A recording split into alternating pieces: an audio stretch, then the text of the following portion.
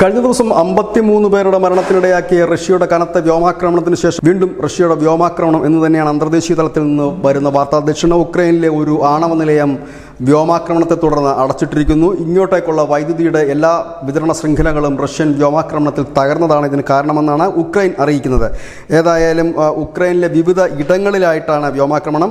Ukraine നഗരമായ ലിവിലിൽ ആണ് ഈ വ്യോമാക്രമണത്തിൽ 7 സിവിലിയന്മാർ കൊല്ലപ്പെട്ട വാർത്തയും പുറത്തു വരുന്നു.